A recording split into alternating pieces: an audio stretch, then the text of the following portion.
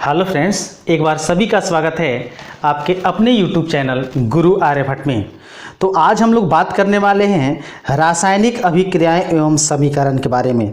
और इस टॉपिक से आज हम आपके सामने कुल 40 प्रश्नों का स्पेशल सीरीज लेके उपस्थित हैं। इस सीरीज में आपको रासायनिक अभिक्रियाएं एवं समीकरण से जो भी प्रश्न हैं, जो भी मोस्ट इंपोर्टेंट क्वेश्चन हैं, वो देखने को मिल जाएंगे और आप अपनी तैयारी जो है वो पुख्ता कर सकते हैं और आप अपने एग्जाम में अच्छे से अच्छे अंक ला सकते हैं। पहले हम बता दें कि अगर मेरे चैनल के सारे ऑब्जेक्टिव वीडियो आप देख लिए तो आपका 80% नंबर कोई नहीं रोक सकता है। अर्थात आपके 80% जो क्वेश्चन होंगे इसी टॉपिक से, अर्थात इसी ऑब्जेक्टिव क्वेश्चन से मिल जाएंगे। तो ये शुरू करते हैं और साथ ही साथ ये बता दें कि 9th, 10th, 11 और 12 के ऑल सब्जेक्ट के ऑब्जेक्टिव क्वेश्चन का स्पेशल टॉपिक वाइज डिवीजन किया गया है और उसका प्लेलिस्ट बनाया गया है। आप प्लेलिस्ट में जाके अपने मनपसंद सब्जेक्ट को देख सकते हैं और उसका ऑब्जेक्टिव कैसे है वो समझ सकते हैं। तो चलिए शुरू करते हैं। आज का पहला क्वेश्चन हमारे सामने है कि कौन सी गैस उत्सर्जित होगी जब धातुएं जल के साथ अभिक्रिया करेगी। जैसे अगर सपोज दैट मान लीजिए सोडियम को अगर जल से अभिक्रिया कराते हैं, H2O से अभिक्रिया कराते हैं, तो जल में क्या होता है, H2 होता है। तो H2 अर्थात हाइड्रोजन उत्पन्न होगी। मतलब पहले क्वेश्चन का राइट आंसर होगा ऑप्शन नंबर ए, हाइड्रोजन। चलिए बढ़ेंगे अगले क्वेश्चन की ओर। अगला क्वेश्चन आपके सामने है कि एक आपके सामने अभिक्रिया दिया गया है। यहां पर आपको बताना है ये किस प्रकार की अभिक्रिया है। तो अभिक्रिया को अगर ध्यान से देखें तो ये फेरस जो है वो आगे चला गया है और एल्युमिनियम इस ऑक्सीजन से अभिक्रिया कर लिया है, अर्थात फेरस को विस्थापित कर दिया गया है। तो ऐसे अभिक्रिया को हम कहते हैं विस्थापन अभिक्रिया या एकल विस्थापन अभिक्रिया। तो दूसरे का राइट आंसर होगा ऑप्शन नंबर डी, विस्थापन अभिक्रिया। थर्ड क्वेश्चन देखते हैं। तो तीसरा मेरा प्रश्न है कि लौह चूर्ण पर तनु हाइड्रोलिक अम्ल डालने से क्या होता है, सही उत्तर पर निशान लगाइए। मतलब लौह चूर्ण अर्थात अगर फेरस पर अगर हाइड्रोक्लोरिक अम्ल HCl को अगर डाला जाए तो ये दोनों अभिक्रिया करते हैं तो क्या बनाते हैं, आपको ये कंफर्म करना है। तो ऐसे इसके बारे में हम आपको बता दें कि जब कोई अम्ल से कोई धातु की अभिक्रिया कराती है तो हाइड्रोजन गैस निकलता है। तो इसका राइट आंसर होगा option number A, hydrogen gas एवं आयरन क्लोराइड बनता है। क्योंकि कोई भी धातु जब किसी अम्ल से अभिक्रिया करती है तो हाइड्रोजन गैस मुक्त करती है, इसलिए इसका राइट आंसर होगा ऑप्शन नंबर ए। चौथे क्वेश्चन को देखते हैं। चौथा क्वेश्चन मेरे पास है कि श्वसन किस प्रकार की अभिक्रिया है। मोस्ट इंपोर्टेंट क्वेश्चन आपके सामने है कि श्वसन किस प्रकार की अभिक्रिया है। तो श्वसन अभिक्रिया जो है उसे हम कहेंगे उपचयन, जिसको हम लोग ऑक्सीकरण के नाम से भी जानते हैं। इस अभिक्रिया को ऑक्सीकरण अभिक्रिया के नाम से भी जानते हैं। तो श्वसन एक प्रकार की ऑक्सीकरण अभिक्रिया है, हिंदी में जाने तो उपचयन अभिक्रिया है। बढ़ते हैं 5 नंबर क्वेश्चन। 5 क्वेश्चन है, आपको यह बताना है कि ये जो आपके सामने इक्वेशन है, रासायनिक जो इक्वेशन है वह किस प्रकार की अभिक्रिया है। तो देखिए इस अभिक्रिया में अगर ध्यान से देखिए तो हाइड्रोजन का ऑक्सीजन से और ऑक्सीजन का हाइड्रोजन से अभिक्रिया मिला हुआ है और जल बना हुआ है। इसका मतलब कि ऐसी अभिक्रिया जिसमें ऑक्सीजन का संयोग और हाइड्रोजन का भी संयोग हो वह रेडॉक्स अभिक्रिया होती है। मतलब उसमें उपचयन अपचयन दोनों होते हैं। तो इसका राइट आंसर होगा option number D. 6 number question को जाने। तो 6 क्वेश्चन हमारे सामने है कि इलेक्ट्रॉन के स्थानांतरण से बने यौगिक क्या कहलाते हैं। इलेक्ट्रॉन का स्थानांतरण मतलब अगर कोई तत्व इलेक्ट्रॉन को त्यागता है तो क्या बनाता है या कैसे बनते हैं। तो इलेक्ट्रॉन के त्यागने और संयोग से जो बनता है वो बनता है वैद्युत संयोजी यौगिक। राइट आंसर होगा छठे का ऑप्शन नंबर बी। चलिए बढ़ेंगे अगले क्वेश्चन की ओर। 7 नंबर क्वेश्चन देखेंगे। आपको बताना है कि नीचे दी गई अभिक्रिया में कौन सा कथन सही है। ये जो आपके सामने अभिक्रिया दिया गया है ये कौन सी सही है, आपको ये बताना है। तो इसमें देखिए ऑक्सीजन के साथ कॉपर का संयोग होते हुए दिखाया गया है। चूंकि CuO कॉपर ऑक्साइड बन रहा है, इसका मतलब इसमें कॉपर का ऑक्सीकरण हुआ है। ऑप्शन ए जो होगा राइट आंसर होगा। 8 नंबर क्वेश्चन सिल्वर क्लोराइड का रंग क्या है? कोई सिल्वर क्लोराइड है तो उसका रंग क्या होता है? तो सिल्वर क्लोराइड का रंग होता है श्वेत। ऑप्शन नंबर ए जो होगा राइट आंसर होगा। 9 नंबर क्वेश्चन को देखेंगे। 9 नंबर क्वेश्चन है कि समीकरण CaCO3 और ये जब इसको उष्मा दिया जाता है तो ये टूट जाता है CaO प्लस CO2 में। तो यह किस प्रकार की अभिक्रिया है? तो देखिए एक यौगिक जो है दो छोटे छोटे यौगिकों में टूटा हुआ है, तो ऐसी अभिक्रिया को हम वियोजन अभिक्रिया या वियोजन या विश्लेषण अभिक्रिया के नाम से जानते हैं। चलिए 10 नंबर क्वेश्चन को देखेंगे। तो मेरा जो 10वां प्रश्न है वो आपके सामने है। क्वेश्चन है कि साग सब्जियों में विघटित होकर कंपोस्ट बनना किस अभिक्रिया का उदाहरण है? मतलब साग सब्जी जब सड़ के कंपोस्ट बनता है या खाद बनता है तो उस अभिक्रिया को क्या कहते हैं? तो 10वां का राइट आंसर होगा ऑप्शन नंबर बी, ऊष्माक्षेपी। वैसी अभिक्रिया को ऊष्माक्षेपी कहते हैं। बढ़ेंगे अगले क्वेश्चन की ओर, 11 नंबर। और मेरे पास 11 नंबर क्वेश्चन है कि निम्न में से कौन सा उत्पाद लेड नाइट्रेट को गर्म करने पर प्राप्त होता है? लेड नाइट्रेट मतलब PbNO3 का होल ट्वाइस, ये होता है लेड नाइट्रेट। तो लेड नाइट्रेट को अगर गर्म करेंगे तो कौन सा उत्पाद बनेगा ये बताना है। तो उसमें आपको बनेगा नाइट्रोजन डाइऑक्साइड और ऑक्सीजन, अर्थात ऑप्शन नंबर डी जो होगा राइट आंसर होगा। चलिए 12 नंबर मोस्ट इंपोर्टेंट क्वेश्चन देख लीजिए। निम्न में कौन सही है? आपको बताना है कि यहां जो इक्वेशन या जो भी अणुसूत्र दिए गए हैं ये कौन सा सही है। तो इसका सही होगा option number B, Na2CO3 × 10H2O, जो धोने वाले सोडे का रासायनिक नाम है, जिसको हम लोग रासायनिक नाम के तहत कहते हैं सोडियम कार्बोनेट डेकाहाइड्रेट, अर्थात बी जो होगा इसका राइट आंसर होगा। चलिए 13 नंबर का जवाब देखते हैं। आपको बताना है कि लोहा से जिंक को लेपित करने की क्रिया क्या कही जाती है?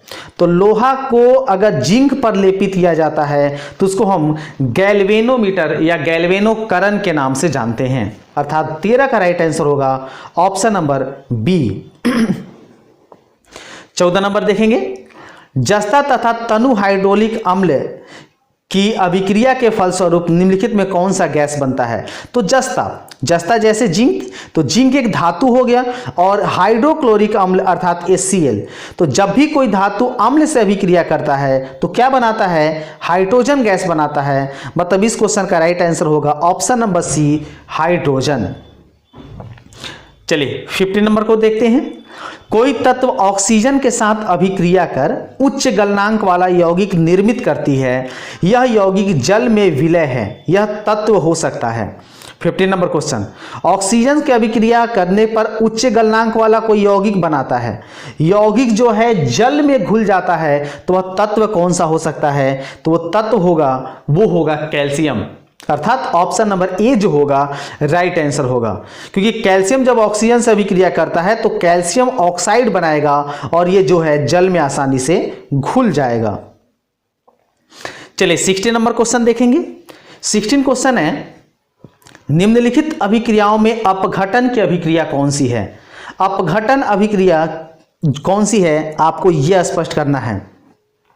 तो अपघटन अभिक्रिया वैसी अभिक्रिया कहते हैं जिसमें एक यौगिक जो है वो अलग अलग यौगिकों में टूट जाता है। मतलब इसका राइट आंसर होगा option number C. Option number C जो होगा वो राइट आंसर होगा। बढ़ेंगे 17 नंबर क्वेश्चन की ओर, और आज का जो मेरा 17वां नंबर प्रश्न है वो प्रश्न है कि नीचे दी गई अभिक्रिया के संबंध में कौन कथन सत्य है। ये आपके सामने एक अभिक्रिया दी गई है, इसको देखते हुए कौन सी अभिक्रिया सत्य है। ध्यान से देखिए, ऑक्सीजन जो है कार्बन के साथ मिलके CO कार्बन मोनोऑक्साइड बनाई है, तो इसमें कौन सा सही होगा आपको ये बताना है। तो इसका जवाब देंगे कार्बन उपचयित हो रहा है, मतलब कार्बन का यहां पर ऑक्सीकरण हो रहा है, क्योंकि कार्बन के साथ जब ऑक्सीजन जुड़ता है तो कार्बन का ऑक्सीकरण कहलाता है।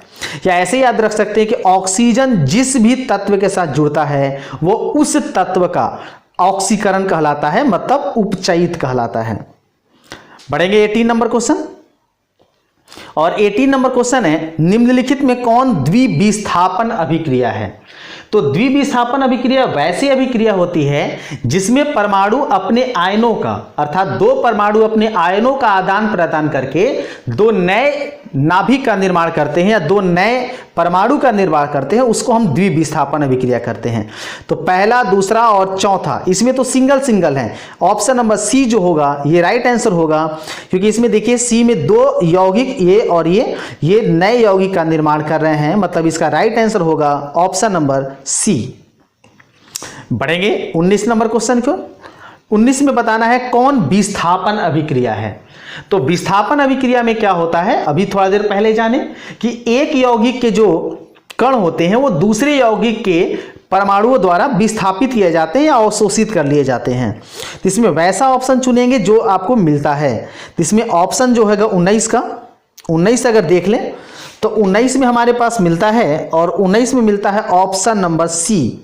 सी जो होगा ये विस्थापन अभिक्रिया का या एकल विस्थापन अभिक्रिया का उदाहरण है, क्योंकि फेरस जो है देखिए सल्फर से अर्थात सल्फेट से अभिक्रिया करके फेरस सल्फेट बनाया और कॉपर को यहां पर विस्थापित कर दिया। तो यह अभिक्रिया कहलाएगा विस्थापन अभिक्रिया।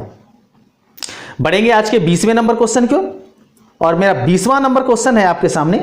क्वेश्चन है कि लौह चूर्ण पर तनु हाइड्रोक्लोरिक अम्ल की अभिक्रिया से क्या होता है। देखिए फिर से वही क्वेश्चन आ गया।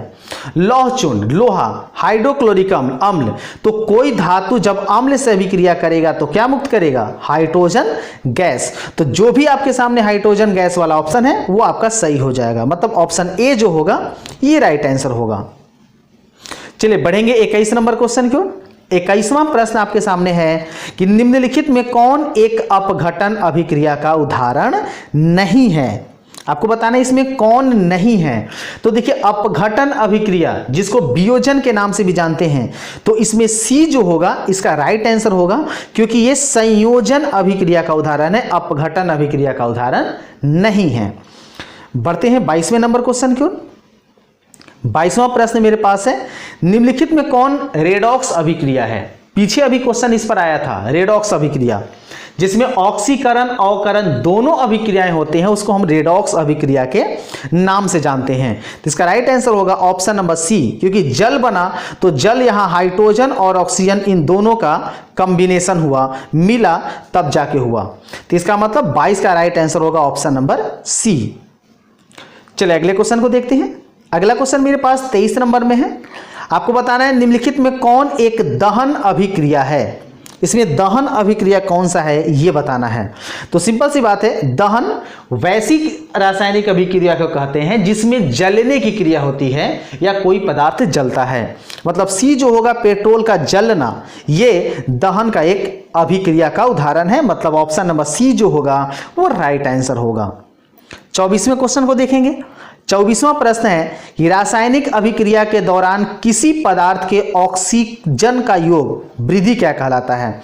मतलब ऑक्सीजन का अगर योग होता है तो उसे क्या कहते हैं, उसे कहते हैं ऑक्सीकरण, और ऑक्सीकरण को हिंदी में हम लोग कहते हैं उपचयन। ऑक्सीजन का संयोग होगा तो कहलाएगा उपचयन, हाइड्रोजन का संयोग होगा तो कहलाएगा अपचयन। तो इस क्वेश्चन का राइट आंसर होगा ऑप्शन नंबर बी। 25वां नंबर क्वेश्चन देखें। निम्नलिखित कथनों में कौन असत्य है। 25 नंबर में देखिए कौन सा ऐसा कथन है जो असत्य है।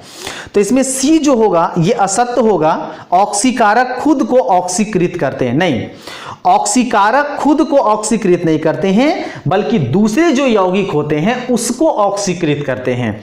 इसलिए सी जो होगा इस क्वेश्चन का राइट आंसर होगा। बढ़ेंगे 26वें नंबर क्वेश्चन की ओर। 26वां आपका प्रश्न है कि किसी यौगिक से रासायनिक अभिक्रिया में हाइड्रोजन का हटना क्या कहलाता है। ठीक है, अच्छे से पढ़िए। हाइड्रोजन का हटना मतलब हाइड्रोजन का निष्कासन और ऑक्सीजन का संयोग, तो वो कहलाएगा उपचयन। मतलब 26 का राइट आंसर होगा ऑप्शन नंबर बी। ऑक्सीजन अगर जुड़े प्लस हो, हाइड्रोजन अगर हटे तो कहलाएगा उपचयन। अगर हाइड्रोजन प्लस हो, ऑक्सीजन माइनस हो, मतलब ऑक्सीजन हटे तो कहलाएगा अपचयन। चलिए 27 नंबर क्वेश्चन को देख लीजिए। क्वेश्चन है किसी वस्तु को हवा में जलने के लिए एक निश्चित निम्नतम ताप की आवश्यकता होती है, जो क्या कहलाती है। मतलब निम्नतम ताप पर कोई वस्तु जो है जलने लगता है उसको हम क्या कहते हैं। चलिए ऑप्शन देख लेते हैं।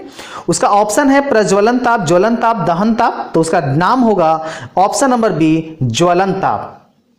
क्योंकि ज्वलन ताप किसे कहते हैं आप सभी लोग जानते हैं कि जिस न्यूनतम ताप पर कोई पदार्थ जलना प्रारंभ करता है उस ताप को, उस वस्तु का ज्वलन ताप कहते हैं। Option B is right answer.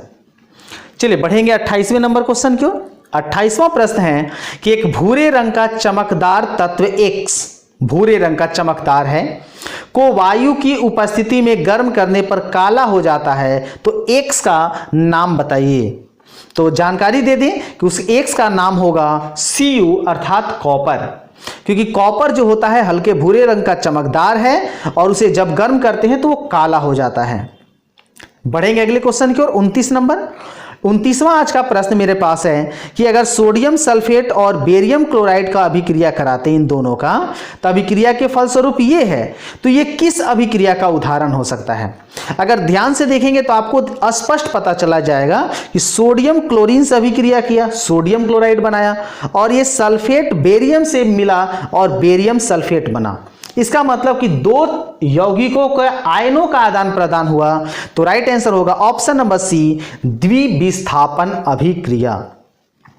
चलिए बढ़ते हैं 30वें नंबर क्वेश्चन की ओर। 30वां मेरा प्रश्न है और क्वेश्चन है कि जिंक प्लस कॉपर सल्फेट, इससे अगर जिंक सल्फेट और कॉपर बना तो ये कैसी अभिक्रिया का उदाहरण है। तो देखिए इसमें अभिक्रिया में देखिए ये यौगिक नहीं बल्कि ये तत्व है। ये जो तत्व है सल्फेट के साथ अभिक्रिया करके जिंक सल्फेट बनाया और कॉपर बेचारा अलग हो गया। तो जब भी कोई तत्व अलग होता है या विस्थापित होता है तो उसको हम विस्थापन अभिक्रिया के नाम से जानते हैं। मतलब इसका राइट आंसर होगा ऑप्शन नंबर बी, विस्थापन अभिक्रिया। 31वां प्रश्न को जानेंगे।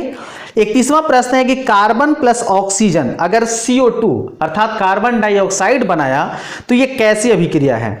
तो देखिए इसमें दो तत्व या यौगिक जो है मिलके एक तत्व या यौगिक का निर्माण करते हैं, तो इसको हम संयोजन अभिक्रिया के नाम से जानते हैं। अर्थात C is right answer this question. 32 number का जवाब जाने। 32 में देखिए कैल्शियम ऑक्साइड और जल ये अभिक्रिया करके बना रहे हैं कैल्शियम हाइड्रोक्साइड। तो ये कौन सी अभिक्रिया है। तो इसमें देखिए दो यौगिक मिलके एक यौगिक का निर्माण करते हैं, तो इसका संयोजन अभिक्रिया राइट आंसर होगा, क्योंकि दो को मिलके एक को बनाया है। चलिए 33 का जवाब जानेंगे। ऊष्मा के द्वारा की गई वियोजन अभिक्रिया को क्या कहते हैं। वियोजन अभिक्रिया अगर ऊष्मा के द्वारा किया जाए तो उसे क्या कहते हैं आपको ये बताना है। तो सिंपल सा नाम है उसका ऊष्मीय वियोजन। बी जो होगा इसका राइट आंसर होगा। अगले क्वेश्चन को देखते हैं 34 नंबर। मेरा 34वां प्रश्न आपके सामने है कि जिन अभिक्रियाओं में ऊष्मा अवशोषित होती है उसे क्या कहते हैं। ऊष्मा का अवशोषण होता है उस अभिक्रिया को क्या कहते हैं। तो उसे कहते हैं ऊष्मा शोषी अभिक्रिया। जिसमें ऊष्मा का अवशोषण होता है उसे ऊष्मा शोषी कहते हैं, और जिसमें ऊष्मा जो है वो प्राप्त होता है उसे ऊष्मा क्षेपी कहते हैं। जो ऊष्मा छोड़ता है उसे क्षेपी और जो ऊष्मा अवशोषित करता है उसे अवशोषी, मतलब ऊष्मा शोषी कहेंगे। मतलब इस क्वेश्चन का राइट आंसर होगा ऑप्शन नंबर बी। 35 को देखेंगे। वे अभिक्रियाएं जिनके अभिकारकों के बीच आयनों का आदान प्रदान होता है उसे क्या कहते हैं। तो अभिक्रिया में आयनों का आदान प्रदान अगर होगा तो उसको हम कहेंगे द्विविस्थापन अभिक्रिया। बढ़ेंगे 36वें नंबर क्वेश्चन क्यों। 36वां मेरा प्रश्न है कि जब कोई धातु अपने आसपास अम्ल, आर्द्रता आदि के संपर्क में आता है तो यह संक्षारित होता है। इस प्रक्रिया को क्या कहते हैं। तो 36 का जो मेरा राइट आंसर होगा वो होगा ऑप्शन नंबर सी, संक्षारण। जैसे लोहे में जंग लगना संक्षारण का एक उदाहरण है। 37 का जवाब जानिए। रासायनिक अभिक्रिया के दौरान किसी पदार्थ में ऑक्सीजन का ह्रास कहलाता है।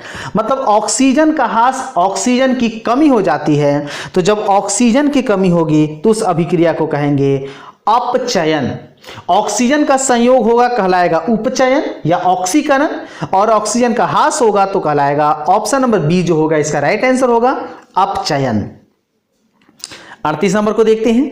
38वां प्रश्न है कि अवक्षेपण अभिक्रिया किस प्रकार का लवण प्राप्त कराता है? 38। तो अवक्षेपण अभिक्रिया जो है वो हमेशा और हमेशा अविलेय लवण का प्राप्त कराता है, मतलब इसका राइट आंसर होगा ऑप्शन नंबर बी। चलिए बढ़ते हैं 39 नंबर क्वेश्चन की ओर। और जैसा कि हम निर्णय बता चुके थे कि आज 40 क्वेश्चन का एक स्पेशल सेट आपको प्रोवाइड कराएंगे और इसमें 40 क्वेश्चन का स्पेशल सीरीज जो आपके एग्जामिनेशन के लिए अति ज़्यादा कह सकते हैं बहुत ज़्यादा महत्वपूर्ण है। फिर से आपको बता दें, यदि मेरे चैनल पर नए हैं तो चैनल को सब्सक्राइब कर लें और हर प्रकार के ऑब्जेक्टिव क्वेश्चनों का स्पेशल सीरीज प्लेलिस्ट में जाके आप देख सकते हैं। यहाँ पर आपको 9th 10th 11 और 12 के ऑल सब्जेक्ट के क्वेश्चन आपको मिल जाएंगे। चलिए 39वां क्वेश्चन देखते हैं। क्वेश्चन मेरे पास है कि ये जो इक्वेशन है, ये जो समीकरण है वह किस प्रकार का रासायनिक समीकरण है? तो ध्यान से देखिए, कॉपर जो है इसे अलग बेचारे को फेंक दिया गया है, विस्थापित कर दिया गया है, तो ये अभिक्रिया जो होगा विस्थापन अभिक्रिया होगा, मतलब 39 का राइट आंसर होगा ऑप्शन नंबर ए।